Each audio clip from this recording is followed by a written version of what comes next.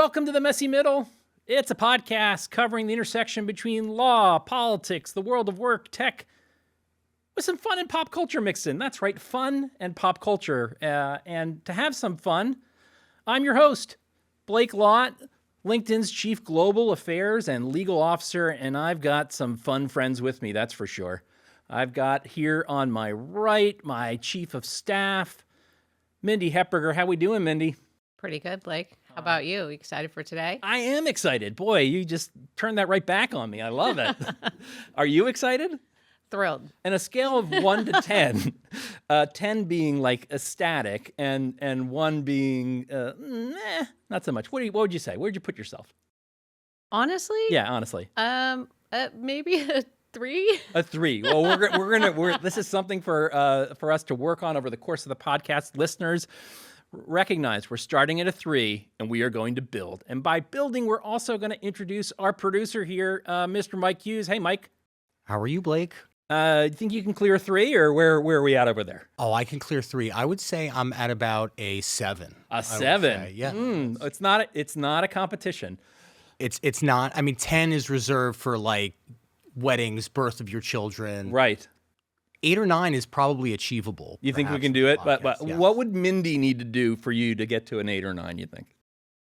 Oh, I don't know if there's anything Mindy could do to get me to an 8 or a 9. Okay. I think that's I need to look inward and, find that extra bit of oomph. That's good. That's good. I like it. You're putting the burden on yourself for your own excitement. Maybe that's something we all can learn from. Me, I'm at a solid 8. I'm at a solid 8 with room to move. Excited because we have our first guest today, our inaugural guest, Mr. Jay Obernolte. He is the representative of California's 23rd District. And before he was in Congress, something interesting about Mr. Obernolte, owned a video game company. How about that, Blake? Yep, a video game company. Either you guys, I thought we'd do a little talking about the old video games. So you like video games, Mike? I do. I don't get to play them as much now as I did. But growing up, I was a total, video game guy. I remember the original PlayStation that I had that my mother had gotten me. Played games that probably I shouldn't have been playing very young. I was a Grand Theft Auto guy, Counter-Strike, Call of Duty, as well as all the sports games. But yeah. I loved it. And now talking about video games and probably hearing from Congressman Obernolte, yeah. I'll get the itch to buy another video game system, although I don't even know what's really out there anymore, but maybe I'll come back with the newest Xbox. What about you? Without dating yourself, yes. What was your gaming experience like? And do you still play? Yes, I do still play. But usually I play strategy games, World of Warcraft. I have not played World of Warcraft. They were a client when I was in private practice for a while. Lost a lawsuit related to them, but ultimately Microsoft bought that company, so we won. Okay. But I would say back to me, it was more, I was a television guy. So you said don't date yourself, and then I said, you know what? I played in television with my brother. Sounds like it could be Greek to me. Yes. No idea. Yeah, exactly. It's like little stick figures that go around and play football with a dash. Was that pre or post Atari? Around the same time. It was like the thinking man's Atari. So with that, Mindy, what did you play? I played Atari. Early Atari. Yeah. Pong. Did you have the Coleco handheld football? Oh, I did have that. Coleco? Yes, I did have that. I did have that. That was really awesome. Fun. We played that, and then spent time in the arcade. Actually. Oh. Back in the old school arcades, when you'd go to your local pizza place and they have Pac-Man or it's become it used to be arcade and now it's barcade. Oh yeah, right. You go and they have a beer there for you to have your drinky drink. Yeah, true. It's changed a little bit. Yes. So good, clean fun back in the 80s. Back in the 80s. You've gotten a taste of what the messy middle can be. But we're also going to have guests in this podcast, guests like Representative Jay Obernolte. He is the congressman from California's 23rd District. He is somebody who owns a video game company. He's a 5th-degree black belt. He's a pilot. He's the head of the House AI Task Force, and he's going to be a heck of an inaugural guest here on the Messy Middle podcast. So coming up right now, my friend, Mr. Jay Obernolte. Let's go. Well, welcome to the Messy Middle, Jay Obernolte. You are the inaugural guest on our podcast here. Very excited. That's why I'm so excited to have you. I've got Mindy and Mike here, who's part of my crew, that are, and they didn't believe that I could use the word inaugural. They counseled me to say first, but I went for it because that's the kind of podcast we have here. But welcome to the podcast, Jay. Well, thank you very much. I think you could say inaugural. You know, it's your listeners are not going to be vocabulary challenged. No. They didn't. They thought that the listeners would know the word. They just didn't think that I could pronounce it correctly. I think that it was okay. It was more a reflection on whether or not I would be able to stick the landing, and I did. So we're off to a rollicking start here. Well, I thought that because this is, obviously a LinkedIn podcast, one great way to start the discussion with you would be a little bit about your professional journey, which is, a little bit different than like your typical congressman. I know that you had a background of being first a coder and then having your own video game company. How did you get into first coding and then video games? Well, my father brought home an Apple II Plus computer when I was in middle school, which kind of dates me. And he gave me a book on how to teach yourself programming. And that ignited in me a lifelong love of computer science. And so I charted my course in life. I said, I want to be a researcher in artificial intelligence. So that was the plan for years. I went to Caltech, got a degree in computer engineering. And then I was working on my doctorate at UCLA, doing some of the early work in AI research in natural language processing and machine vision when my side hustle took off. And my side hustle at the time was writing video game software.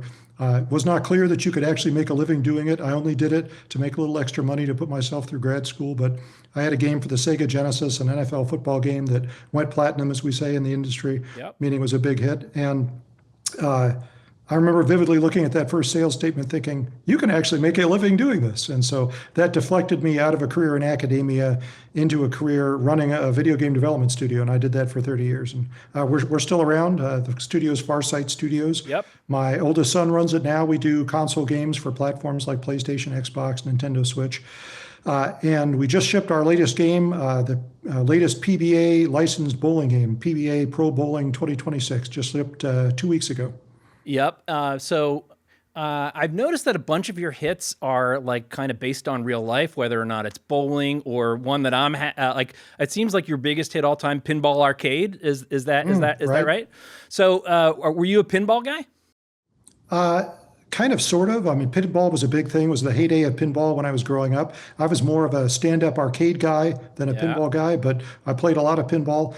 And as we were developing video games, we were noticing a real hunger on the part of younger generations to learn what pinball was all about. And so that's what got us into licensing the rights to do digital recreations of classic terrestrial pinball tables from people like Gottlieb and Bally and Stern, and to develop technology to emulate the ROMs on those early tables so that you got an absolute pixel perfect experience when you're playing it on your iPhone or your PlayStation. So that was what that product was all about. And do you think it's that you could play any pinball game? Like, what was the thing why was that? Because if you ask people, like, biggest video game ever, it was for my studio, it was the one that gave people all the pinball. Why do you think that was the one that really resonated for folks and this generation? Well, I actually think that we were able to make it episodic, which was important. So we did, we launched with a few pinball tables, and then for, 5 years, every month we would come out with a new one. And I think it gave people a sense of progression, that they got into it. Yeah, there was something new every month. And it was, I think that's probably what did it for us.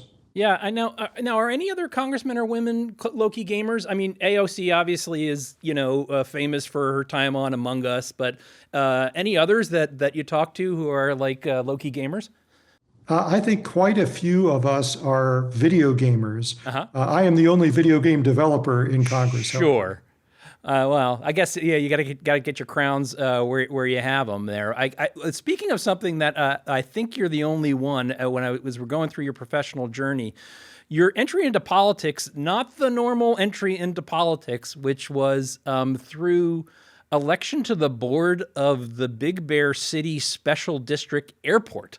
So I had Copilot check, who are all of the congressmen or women who had their start on a special district airport board. And as we know, AI sometimes hallucinates, and that might not be right. But as far as I can tell, you're the only one whose path to politics came through a special district airport board. So how did that come about? Really, I didn't actually know that, but it came about through a hobby of mine. I have been a pilot and a flight instructor for, goodness, 35 years. And so I'm a longtime tenant at the Little Mountain Airport that is near my house in Big Bear Lake, California. And as you said, our airport is governed as a California special district. And the reason why that's important is that if you want to serve on the board, you have to run in an election and get people to vote for you, just like a water board or a school board. So about, must have been 22 years ago, there was a lot of dysfunction on the board, and the tenants were looking for new blood. And so they came to me and they said, Jay, you need to run for a seat on the board. And I said, guys, I don't know anything about elections, about politics. I don't know parliamentary procedure. And they said, well, that's okay because you run a business, so you know P&Ls and management and employees.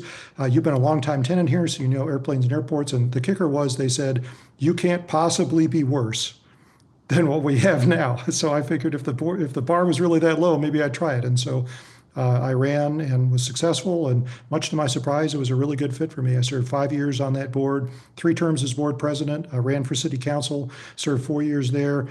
Served 2 terms as mayor of the city of Big Bear Lake. And then the big inflection point for me from a career standpoint is when I was asked to run for a seat in the California state legislature, which, as you probably know, is very much a full-time job. So you're up in Sacramento every Monday morning, you're back in D.C. How do you still run a game studio when you're doing that? It's one thing when you're on you can't. Okay, so what'd you do?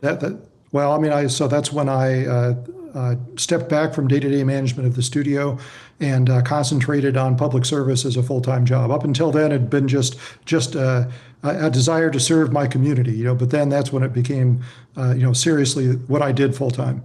Ever think like maybe I should have stuck with just the game thing, or no? You happy that to be the choice? It's tough. My youngest son at the time really crystallized my thinking about this because I had pretty much decided to say no to running for the California legislature. Really? Because it was going to be such a disruption to my life. And my youngest son said, and he was probably maybe 10 or 11 at the time, and he said, Dad, I think you should run. And I said, why is that? And he said, if you don't, you'll always wonder what it would have been like if you had done it. Yeah. And it wasn't even clear at the time that I was going to be successful. There were 13 people in my primary for the state legislature the first time I ran. So it wasn't even clear I was going to be successful. I was a mayor at the time, but there were 2 other mayors of other cities in the district. So, my rationalization was, well, I probably won't get elected anyway. And it's my youngest son that said, you know what, you need to try or else you always wonder about the path not taken. And he was right about that. Yeah, I think that's pretty good advice. I mean, you don't want to go back in your life and be thinking like you're regretting the things you didn't do, which is why I've started a podcast, Jay. Exactly. Like, the Lord knows we don't have enough podcasts. So I don't want to look back and be like, if only I had started that podcast. So, well, now you'll know. Now I know. And as I'm going to say, inaugural guest for this, because I'm just going to pepper the word inaugural throughout all of this. It's going pretty good so far. You pronounce it so beautifully, too. Thank you, Jay. This is what I wanted. This is the kind of... What do you think, Mindy? How's my pronunciation of inaugural going so far? Better than pronunciation, which you... Pronunciation. See, it's good to have people who work with you who know how to give you constructive feedback. What do you think, Mike? How's it going so far for us, Mike? So far, so good. Okay. Yeah, I think you both will keep your jobs after this. Well, so that's a good start. I mean, he's elected. I'm at will, so they could fire me. But still, at the same time, I feel like this is a great background in your journey, Jay. So since you've come to Congress, you mentioned earlier on you have a graduate degree in AI. I know that one of the things that you are passionate about is like bringing expertise in this area to try and come up with good public policy solutions. And, you were fortunate enough to be appointed the chair of the House AI Task Force, which came up with a whole set of bipartisan recommendations about what we as a country should be doing in the policy area about AI. Because, again, a LinkedIn podcast, I want to start first to focus in on some of the discussion that the report has on workforce. So one of the things that I think is super interesting about you, Jay, is like the number of different things that you've done in your life. Like you were a gamer, you're a black belt, you were a pilot, you got like your doctorate while you were in the California legislature, which I think is super interesting.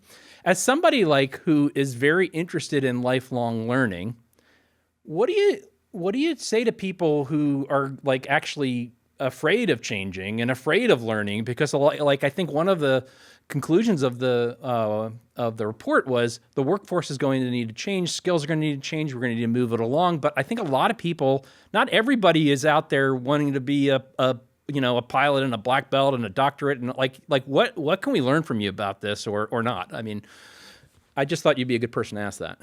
Sure. Well, I mean, I think it's important to start any workforce discussion about AI with the reality that AI is very likely to create a lot more jobs for humans than it displaces. There is a lot of fear out there that AI is going to replace humans, and AI will undoubtedly be disruptive. If you look back at every technological innovation in human history, I mean, most recently the internet, but going all the way back down to the printing press, they have always been disruptive, but they have always created a lot more jobs than they have displaced. And that is unquestionably going to be true of AI as well. However, they will be fundamentally different jobs than the ones that existed before AI. And they will be jobs that require people know how to use AI to make themselves more productive, because that's what AI is. It's a tool for enhancing human productivity. So that has some profound implications for our workforce. And we go into detail in the task force report about how we are going to need, first of all, to do a much better job at equipping our young people with the skills that they need to thrive in an AI-enabled workplace. So that's going to be going to require much more early career education. We're also going to have a commitment to reskilling, because we know that there will be disruption. So people that are in jobs that are disrupted by AI, we're going to need to be there for them to reskill them and get them into other careers. And of course, we're going to have our social safety net beefed up to make sure that no one falls through. So if we can do all of these things, we can be very successful in empowering our workforce. Do you have a sense of like the skill, you're talking about skills and reskilling, and obviously there's a set of AI literacy skills, like just getting comfortable with using the technology generally. And then there's AI technical skills, which is being one, like part of the builder of these AI tools that are going to help us. If you had to pick one, which is more critical for our economy? Or is one? Well, I mean, I think you need a comfort level with the way that AI can empower you. And some people will call that technical skills. I don't in particular. I mean, it's you don't need to be a computer programmer to use a word processor, to understand how not having to retype everything every time you need to make a change is beneficial to you, right? And Yep. I think people have come around to that. And the same is going to be true of AI. You don't need to know the way it works or the way that computers work or the way that it's built to be able to use it to empower yourself. You need to understand the way that the tool is applied to everyday situations and what it's useful for and what it's not. And the only way to do that is to get acquainted with it. And so anyone that is interested in it, that's my advice to them is go download. I mean, there's lots of free tools. There's a free version of ChatGPT. There's a free version of Claude. And just go experiment, ask it about what it can do. Ask it to do some things. If you just got a blood test from your doctor, upload the blood test and ask it to analyze it. Always with a healthy dose of skepticism. But Yep. if you get in the habit of doing that, then you will see what it's good for and what it's not good for, and the way that it can empower you. Yeah, it seems like a lot of it really is just change management and getting people to, because I think you're right. For myself, Even though I'm here at LinkedIn and I'm supposed to be like, techno optimist and techno embracer. Actually, I don't always want to get into it right at the beginning, but once I start, then you get comfortable with it, you try it, and you work your way through it. What we've estimated at LinkedIn here is something like, even if like 70% of the jobs, 70% of the skills that you are necessary to do your job are going to change by 2030. So even if you're not changing jobs, your job's changing on you. But then how do you get people to embrace that just experimentation and like messing around, which I think is like honestly maybe the biggest thing and most critical thing to sort of growing this AI economy. Like what's worked in your congressional office? Right. Well, it's a very important question, but I think you hit on it earlier when you talked about being a lifelong learner. That's something that we all ought to aspire to, but it's particularly important now. The statistics show that on average, a person graduating high school this year will have 3 different careers in their lifetime. Not 3 different employers, 3 different careers doing 3 different things. The world is just moving so quickly that this old model of education that we used to adhere to, where when you're younger, you go to school and you acquire something we call an education, and then you rely on that education throughout the rest of your life in your career, that is completely outdated. Yep. None of us can afford to do that anymore. The world is moving too quickly, and so we all have to have a commitment to becoming lifelong learners. But the good news is that AI is hugely empowering in that way. AI is already the best tool for the dissemination of human knowledge that mankind has ever invented. It can teach anyone anything that they want to learn about in whatever learning style is optimal for them. And that is going to be hugely empowering and have enormous consequences for our society and our economy. And most of those consequences positive. Yep. And Congressman, the report that had come out from the task force talked a lot about skills-based hiring, and it touches on what you spoke of before, which is you get an education, you go through your career, and you lean on that as your credentials or your expertise. The report talks about skills-based hiring as kind of what companies and organizations are going to need to move to with the advent of AI and with skills changing. What convinced you that was such an important approach to take and important enough to be included in the task force report itself? Right. It was the passion of the people that testified before our task force. We had, I think it was 25 different hearings over the course of the year, and we heard from a broad cross-section of stakeholders across the AI space, not just people who were creating AI, but academics, ethicists, economists, just to make sure that we got a broad view of the impact that these changes were going to have on society, because we need that broad view when we approach this task of regulating.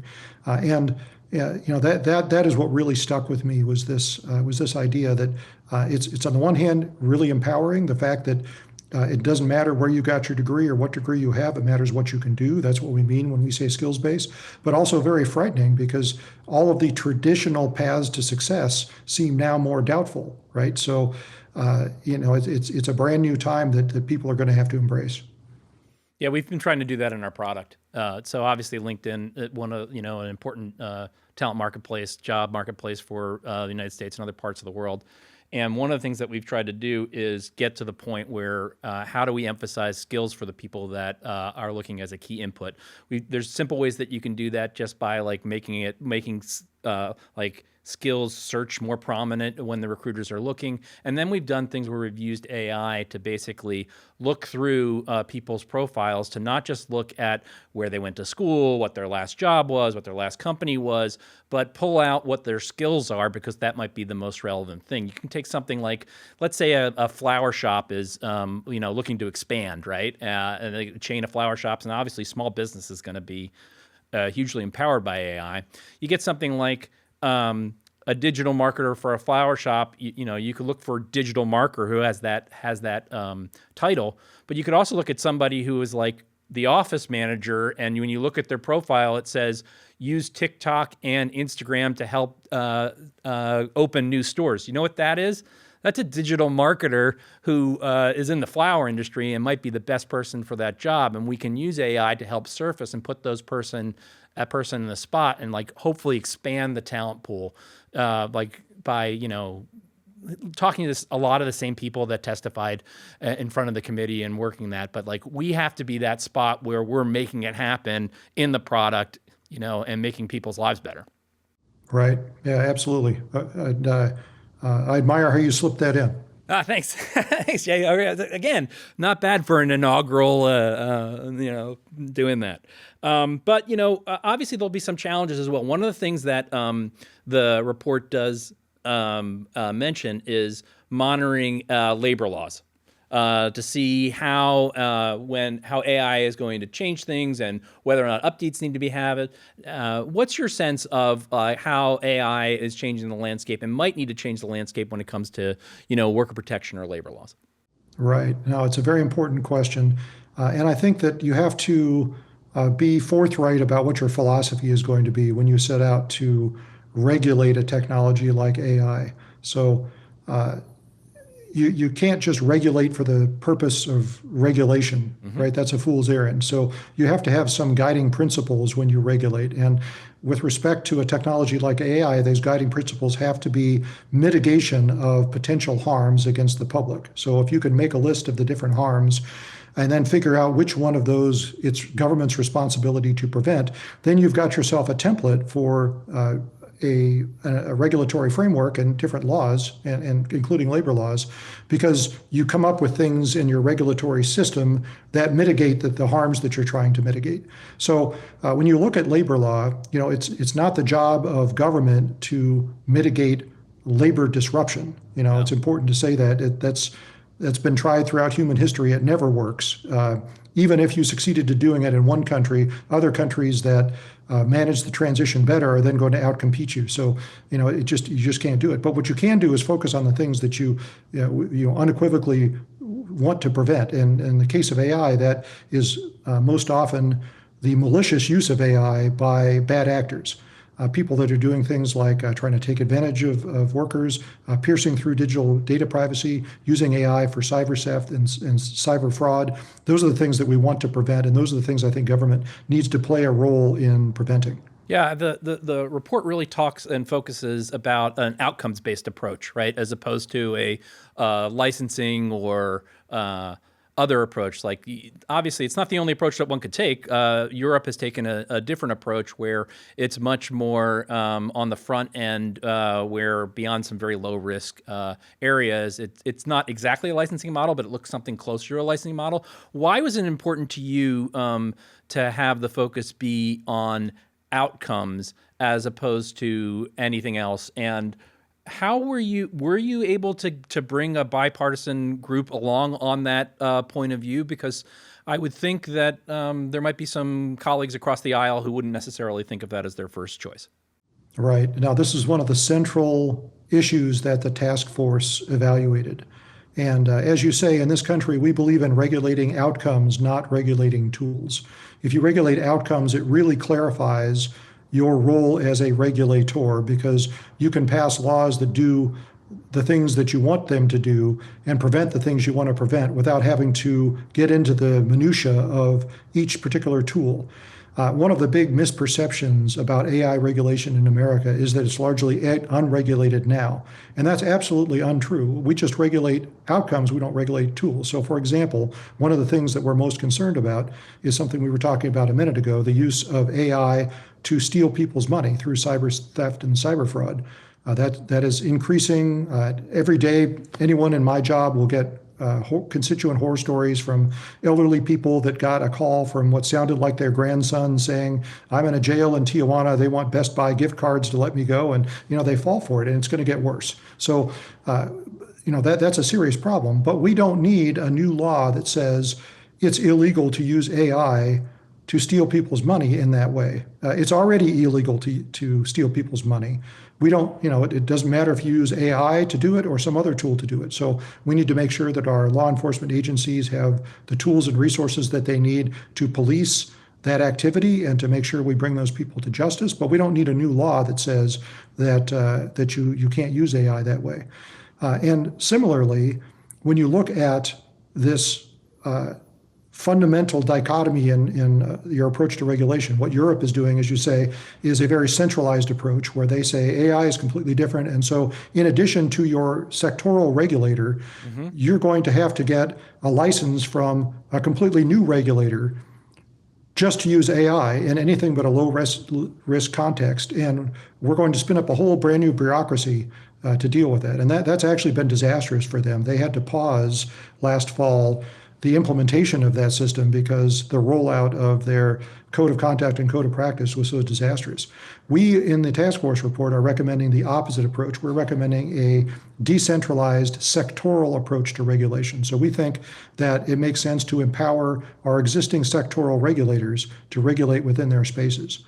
And in fairness, we had the benefit of a little bit more experience with this. So NIST put out a really groundbreaking report about a year and a half ago on AI risks and AI risk evaluation. And what they found in their report is that the risks of AI deployment are highly contextual, meaning it matters very much what you intend to do with the AI when you evaluate the risks of deploying it. So something that's completely unacceptably risky in one usage context, like AI software in a pacemaker that's going to be implanted in someone's body where the risks of malfunction are catastrophic, could be completely benign. The same model could be completely benign in another usage context like a video game. So that's why you need to lean on your sectoral regulators to do that. And it makes a lot more sense if you're talking about something like a pacemaker to have the FDA evaluate those risks, an organization that has decades of experience of ensuring patient safety, than to try and teach a brand new regulator that just does AI everything that the FDA knows about pacemaker risks, right? Yep. So we call that the hub and spoke approach, where the spokes are the sectoral regulators and the hub is a centralized but non-regulatory pool of resource and technical talent and testing and evaluation standards and different methodologies to create a toolkit for our sectoral regulators. So to answer your other question, this is something that that we came around to realizing over the course of a few different hearings in the task force, and it was obvious to everybody. We had a discussion where I was expecting someone to push back and say, no, Europe has got it right, but nobody did. It was obvious to everybody that Europe was on the wrong track.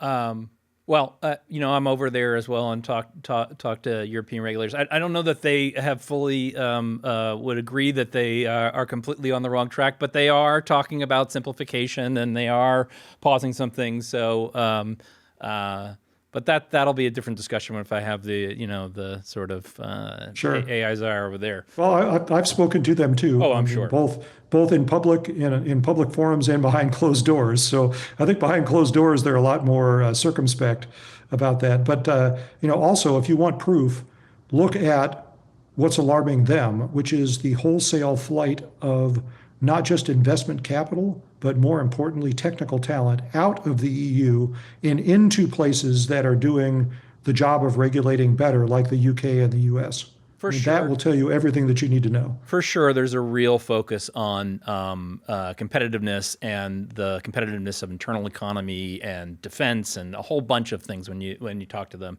And ultimately, what matters is the actions, not whatever's around there. And there's definitely been, I think, a shift and change. But bringing us back to the U.S. context, it's interesting to me that you really have taken quite a bipartisan approach in how you're trying to lead here with the House AI Task Force. Working with Representative Liu, coming up with a quite a comprehensive report with a whole series of recommendations. Is that let's just say I just wanted to get something passed, and we're better off with something than nothing. You hear people talk about nowadays, everything is hyper-partisan, everything, the only thing that is going to get done is something that is partisan. Why is the right approach a bipartisan approach for this area? And if so, do you think that it really does have the best chance of ending up with something rather than nothing? Right. Well, first of all, you can be practical about this or you can be philosophical about it. And I want to talk about both. Okay. So from a practical standpoint, you need to be bipartisan because anything that you want to be durable has to be bipartisan. So, I mean, right now we have unified control of government technically in Washington, where the Republican Party controls the presidency, the House, and the Senate. Yep. However, the rules of cloture in the Senate require you to have 60 votes to pass anything that is outside of budget reconciliation. So AI policy is certainly in that bucket. So you need 60 votes in the Senate. We have 53 Republican votes in the Senate. You're going to need 7 Democrat votes in the Senate. And the only way to do that is to come up with something that is bipartisan, not partisan. Yep. So that's the practical reasons. But philosophically, I think it's important too, because if you don't embrace bipartisanism, then you sacrifice consistency. And there's nothing more that investment markets hate worse than inconsistency. Yep. Right? American companies just want to know what the rules are. And we compete so well that as long as companies know what the rules are, they're going to be able to succeed. But what they absolutely cannot have happen is the rules completely change every time the winds of political fortune shift one way or the other. And that's what the risk that you run if you pass things on a partisan basis, even if you have the votes for it, is that, when the other party gets in power, and, you never know when that's going to be. But if you look out through the history of our country, it happens quite frequently. They're going to completely change the rules, and that's very destructive. So it's just better to sit everyone down ahead of time and say, is there some common ground here? Can we reach agreement? And that's what we did in the task force. We had, when the task force was formed, I urged the speaker to eschew the usual practice of seating more members of the majority party than the minority. Mm-hmm. I said, it's got to be bipartisan at the end. Why don't we just embrace that going in? Let's put the same number of Democrats as Republicans. And that's what we had. We had 24 task force members, 12 from each party.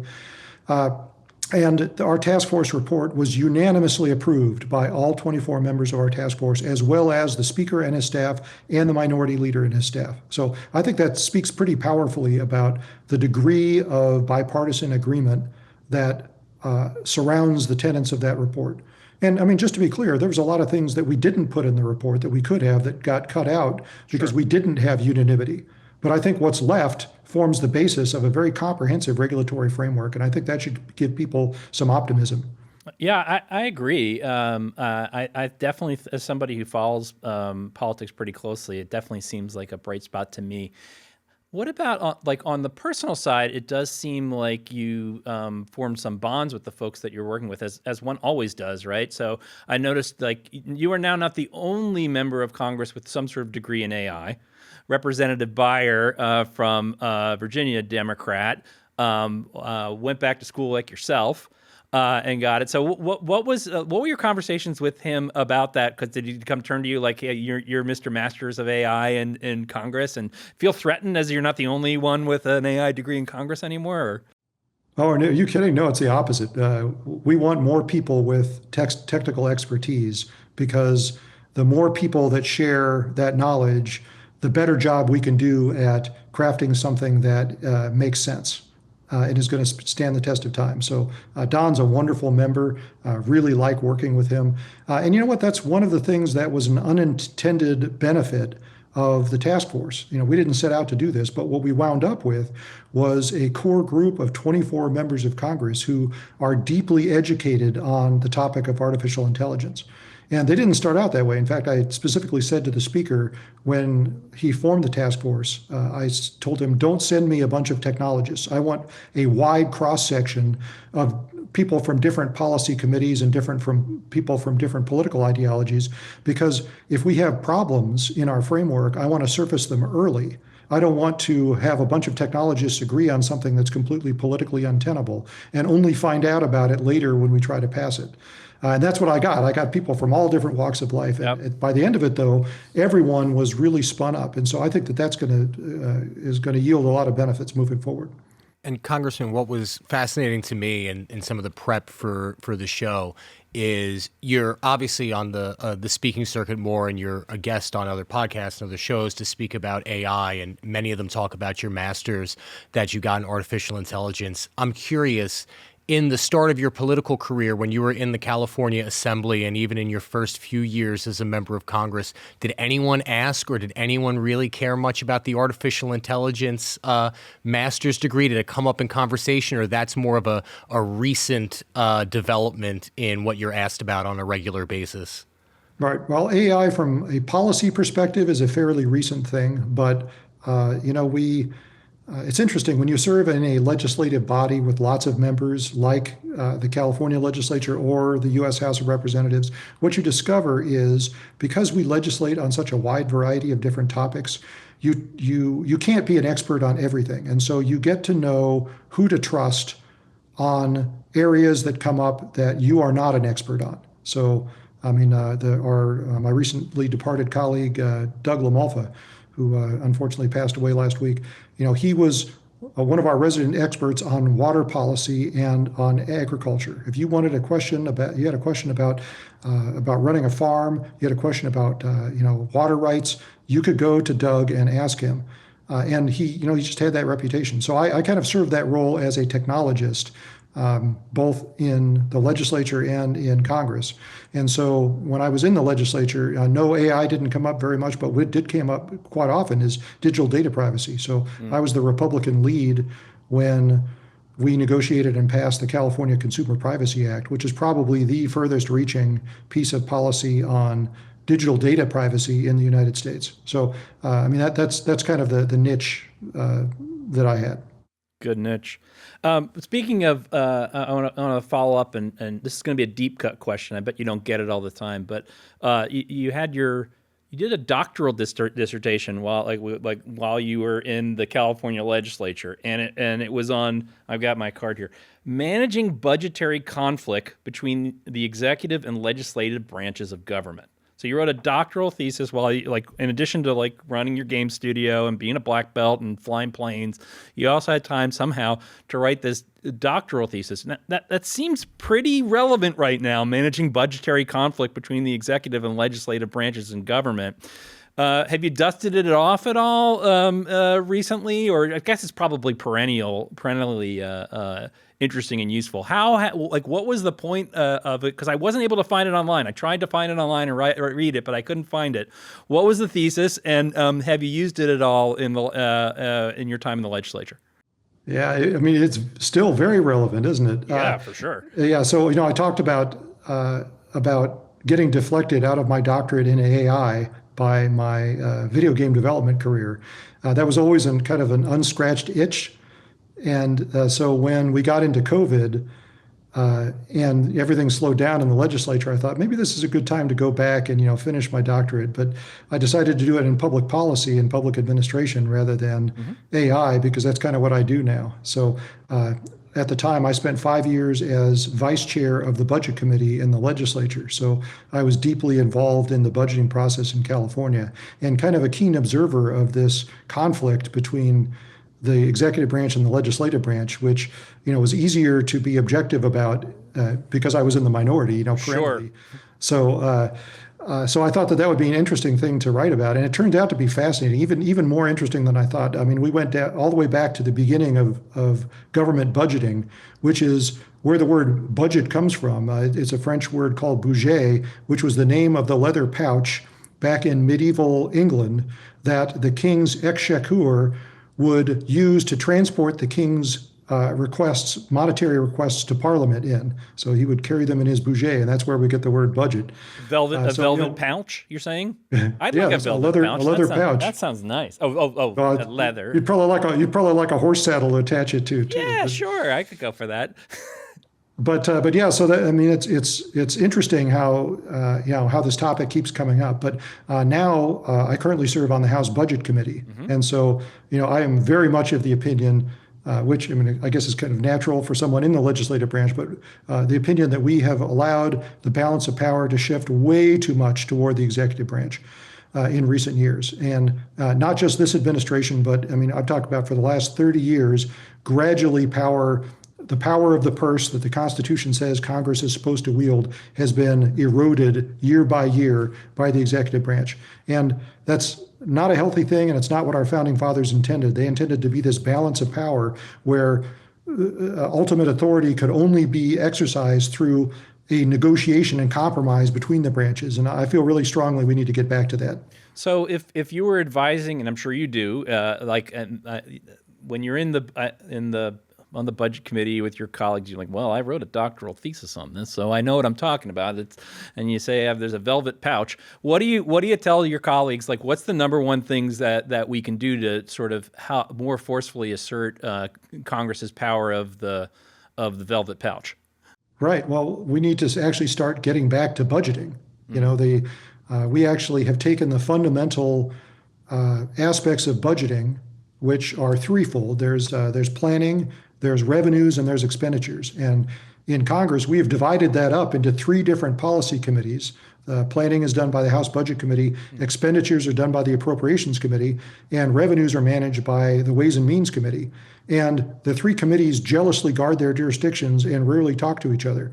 And that is a recipe for disaster. So we need to get back to the actual process of budgeting, which is writing a plan and then sticking to the plan. And if we can do that, maybe we can get our federal budget back in balance. I mean, it's one of the things that alarms me the most about where we are as a country is the fact that we're about 30% in deficit on our federal budget from year to year. So almost a third of the money that we spend is borrowed. Our national debt just passed $38 trillion. That's over 100% of our GDP. That's getting into dangerous territory. And if we're not careful, we're going to be the first generation of Americans that fail to leave our children a better world than the one we inherited from our parents, because we're going to saddle them with this enormous debt that they have no chance of paying back. So only through seizing control of that budgeting process again can we make that happen. Well, we're going to try on the podcast also to do things that, so we've had an excellent sort of deep policy discussion, things that are a little bit more personal or fun. I know Mike had a question that he thought he wanted to throw at you. Yeah, in doing this is a random question, just doing ready for random. Doing our prep for the show and trying to see where the common ground was between Blake, who I know a little bit, and obviously Congressman, who I don't know at all, is how much Mystery Science Theater did you watch in the last 20 or so years? I'm going to guess that Blake has watched a lot of Mystery Science Theater. Given your background, technologist, I'm going to guess that you've spent some time watching that television show. Well, interestingly, like you had me until you said you put the time limit there on oh no, we can go further back. Years. We can go further back. I'm too young. We're waving. Yeah, he's a millennial. They'll pay no attention to him. Yeah, I mean, this is when you serve in Congress, you find out that you have so very little actual free time because so much of your time is spent, reading bills and reading briefs and attending hearings, and you need to educate yourself on all these issues. That sitting in front of a screen in your spare time is the last thing that you want to do. So, but back in the day, Doctor Who. As a big Doctor Who fan. In fact, we developed a new Doctor Who pinball table. It's one of the few original pinball tables that we ever made, just because I love that show so much. Yeah, like on the video screen or an actual put it in the bar? No, it was a digital. It was a digital. Oh, digital pinball table. Yeah. Nice. So you missed on Mystery Science Theater, but you hit on Doctor Who because there was a lot of time that a young Blake was 8 years old when his parents went out, and at night I would be on a Saturday night watching Doctor Who and eating cheesesteaks by myself. And that's not sad. That's you end up with your own life eventually. And your own podcast. And my own podcast. It worked out okay. Apparently it is. But speaking about, we do one more here. And we're calling a segment that we want to call Enough About You, Let's Talk About Me, which is, and we're going to try and ask our guests about LinkedIn. So, you do have a LinkedIn profile. Do you use LinkedIn at all? Are there ways that you think it can be more useful or helpful? Enough about you. Let's talk about LinkedIn. What do you think? Now, LinkedIn, I mean, shameless plug, right? But I'll take it. Seriously, LinkedIn is a fabulous platform for connecting people in a professional capacity. And I think it really fills a niche because other social media platforms don't have that particular goal, right? They want to connect people, but they're not focused on connecting them in their professional capacity, which is it seems like it's not a big difference. It's a huge difference. And LinkedIn, I mean, is I would say unquestionably the best platform on the planet for doing that. And so I have in my role as a representative, I have a LinkedIn profile because I will use any opportunity to connect with the people that I represent. But in my capacity as a business owner, we have found LinkedIn to be very, very, very beneficial. And interestingly, when I first started, I thought LinkedIn was most beneficial to people like me, people who were looking. I had job openings, I wanted to fill them, I wanted the best candidate. I actually have come to believe the opposite now. I believe that it's even more beneficial to the people who are looking to make sure they're maximizing their potential in the job that they have, because it's this incredible democratization of information where you can learn about what else is out there. What other people are doing, who values your skills, what other jobs are out there, what they're paying, and it's incredibly empowering. So I think LinkedIn fulfills an incredibly important function in that way. Well, I feel like we need to stop the podcast immediately. It's not going to get better than that. What do you think, Mindy? Yep, that's a wrap. I think that's a wrap. Well, Congressman, thank you for being our first guest here, our inaugural guest here at the Messy Middle. I had a feeling you'd be great, and you did not disappoint. So I really appreciate you coming on here and helping us kick things off, and look forward to continuing to work with you in the future. Absolutely. Well, thanks for having me on the show. I've really enjoyed the conversation. All right, now it is time for everyone's favorite segment on the Messy Middle. That's right, it's time for Emilio's Fashion Minute. Welcome, Emilio. How are you doing? Hello. Hi, everyone. Thanks for having me. I'm good. How are you? I'm pretty good.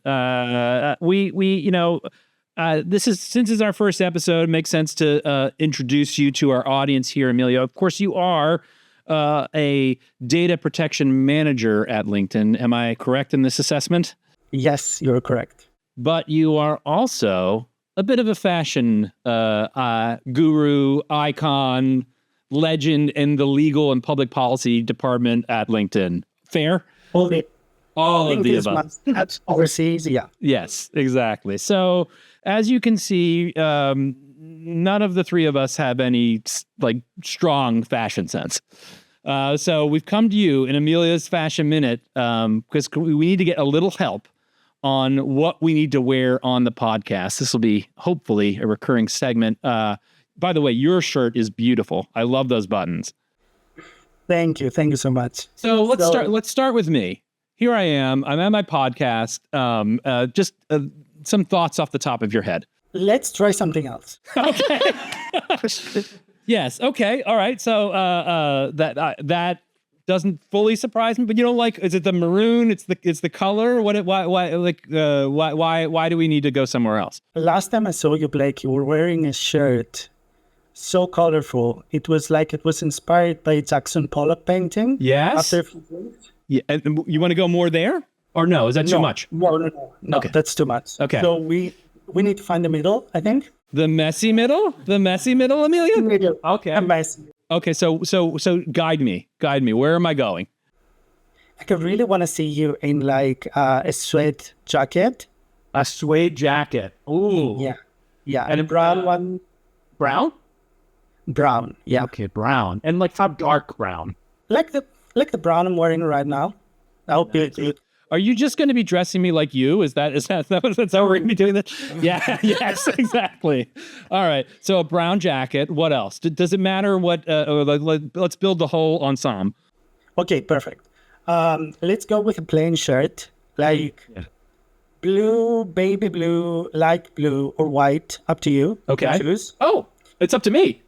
Yeah. You can choose the color. And maybe a pair of jeans if it's more casual. If it's like a podcast, I think we're gonna go with something more casual. Yeah, so I can wear jeans. Yeah. So you can wear jeans for the podcast. If you were to go to a conference or something, we're gonna do that's a future episode, my friend. Let's not. No, yeah, there's more there. We're just starting with the podcast. So me, suede jacket, my choice of shirt. And when you say my choice of shirt, you're not really gonna give me that much of a choice. What's that? Give me three options. It's either light blue, white, or baby blue. Okay, and can I have a collar on the shirt or no? No. No. Okay, good. All right, so I'm settled. Let's go to Mindy.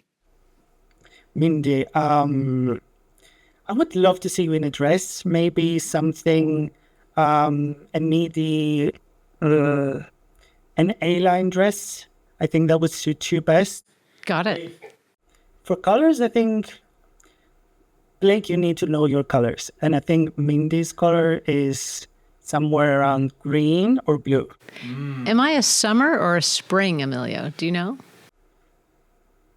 You're summer. That's what I thought. But you can pull off anything like Mindy. Oh, Okay, this is true, okay. man. Mindy can pull off Now, anything. we also need to talk about hair, like up or down. I would love to see you with your hair down. Let's try that Or next time. ponytail. Something. Okay. Yeah. Got it. Yeah, is it like if her hair's down, is it going to get in her face? Is that a problem? Because it's a video podcast, Emilio. Yeah, no, I think, no, hair down is fine. It's down. It's okay. Feeling a little left out without glasses too. Like, do I do glasses or no glasses? What do you think? What do you think, Emilio? Well, I love the glasses. Here we go. Now I'm going to be ringing part of the endorsement, club. yeah. Okay. Are my glasses okay, or do I need new glasses as well? You need new glasses. Okay. Okay. Good to know. All right. And you haven't met Mike yet, but please be frank. He can take it. I feel like Mike is the person that wears an Apple Watch. An Apple Watch. I actually don't even own one. I have my phone to tell time, so I have no utility for a watch, and there's not many steps I'm getting in a day, so I don't even want to know. Oh, that's great, because my pro tip for the day, it would be like no Apple Watches whatsoever. Just drop them in the deepest, darkest corner of the Oh, so ocean. that was just a ricochet shot at me. Like I look like a guy who would be wearing something out of style. Okay. No, I feel like you would look great in a statement piece, like a great watch, maybe a leather band, and I like the outfit right now. I would go with How about no stains on the clothes? He has a stain on his outfit. It is the messy middle by all means, but I explained to Blake before the show. I came in and I wore what I was going to wear here on the flight. I took an early flight out from New York City this morning, and as soon as I walked into the office today, grabbed something to eat, immediately got a stain on it right from the jump, and I was like, well, you know what? I gotta just let it ride now. I've got to just. I guess you can't see it though, because I mean, I feel like I'm getting it the toughest so far. So I feel like I really needed to point that out. Yeah. But anyway. No, I love the outfit. That's why you keep a second outfit in the office always. That's so to be standard. Maybe a t-shirt, something. I've got a t-shirt on right now. I can see that, Blake. Emilio, is Blake wearing long sleeves or short sleeve shirt? Like if he's wearing something on top, like a short sleeve is So it's fine. fine. Okay. All right, good. Okay. Good. Oh, my suede jacket. Right. Okay. So yeah, are we done with Mike? Is he apparently, so Mike apparently, besides this, inclination to Apple Watches is doing pretty well. I mean, the only thing I would change is I would add a shirt underneath with a tie. With a tie. With a tie. Oh, wow. Like how fat should the knot be? Medium size. Or more of a four-in-hand knot. Okay. I would also love to see you in a sweater with a shirt underneath. That would be a chunky sweater though. Like what kind of sweater? Like a Bill Cosby sweater? Or? No, plain. no, really. No, imagine what Michael is wearing right now. Yes. And imagine it chunky in a knitwear, like a knit sweater. A knit sweater. Mm-hmm. Yeah. Okay. With also with a tie. You can pull off a tie. I might be able to, but so all right. So what I'm wearing, but nicer. A quarter zip sweater. Yeah, so Just nicer. but nicer. Okay. All right. Well, I feel like we're all learning. This is going to be a journey together. Thank you for the advice for the inaugural of the podcast. But yes, as you know, I am the chief global affairs and legal officer of LinkedIn. So I will be, striding the corridors of power. And then when I am, we're gonna come back for some more advice on my couture. So, but until then, Thank you very much, data protection manager and fashion enthusiast, Emilio. Thank you. Thank you guys so much for having me. Wonderful. Thank you. Thanks, William. And that's a wrap for the first episode of The Messy Middle, a podcast covering the intersection between law, politics, tech, the world of work, and we had some fun and pop culture mixed in this time. Can't wait to see you next time. See you then.